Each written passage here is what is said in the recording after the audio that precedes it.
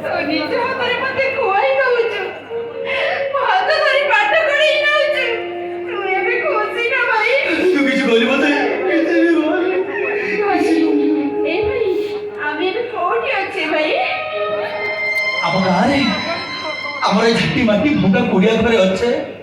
ତୁ ଦିନେ କହୁଥିଲୁ ନା ଭାଇ, ପାଠ ପଢି ଚାକିରି କରି ସହରରେ ଗୋଟେ ବଡ କୋଠା ଘର କରିଦବୁ। ତୋ ଇଚ୍ଛା ମୁଁ ପୂରଣ କରିପାରିଲିନି ଭାଇ, ତୋ ଇଚ୍ଛା ମୁଁ ପୂରଣ କରିପାରିଲିନି। ଦରକାର ନାହିଁ ସେ କୋଠା ଘର, ଦରକାର ନାହିଁ। ଆମର ଏଇ ଭଙ୍ଗା କୁଡ଼ିଆ ଘରେ ଯୋଉ ଶାନ୍ତି ଅଛି, ସେ କୋଠା ଘରେ ମିଳିଗଲା ପରେ ତତେ ମୁଁ ସହରକୁ ନେଇଯାଇଥିଲି। ପାଠ ପଢିବୁ, ବଡ ମଣିଷ ହବୁ, ଚାକିରି କରିବୁ। ହେଲେ ମୋର ସବୁ ସ୍ୱପ୍ନ ରହିଗଲା ପରେ ସେ ସହର ମଣିଷ ଗୁଡାକ ଭାରି ସ୍ୱାର୍ଥପର। ନିଜ ସ୍ୱାର୍ଥ ପାଇଁ ଆମ ଭଳି ଗରିବ ମାନଙ୍କ ଜୀବନକୁ ସେମାନେ ଏମିତି ନଷ୍ଟ କରିଦିଅନ୍ତି। ଏପରି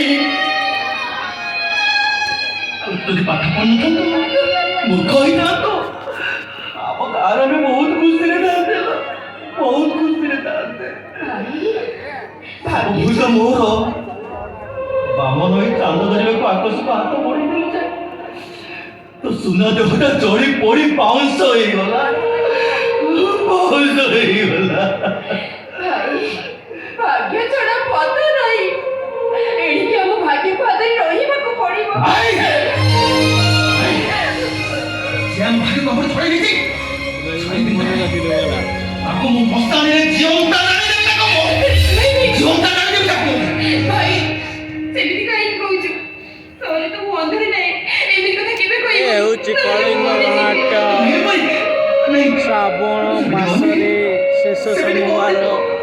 ଆପଣମାନେ ଦେଖିବେ ସବୁଦିନ ଏମିତି ପୁନି ପରି କିଛି ଦରକାର ନାହିଁ ନା, କିଛି ଦରକାର ନାହିଁ ମୋର।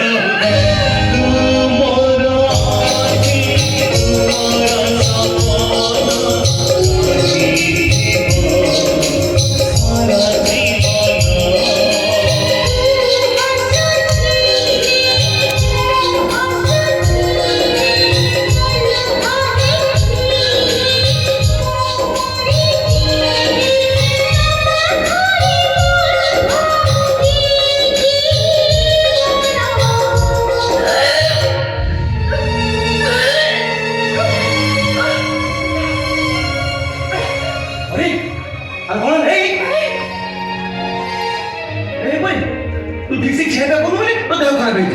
डाक्तर खाना डाक्तर बाबू ଔଷଧ तो देह ଭଲ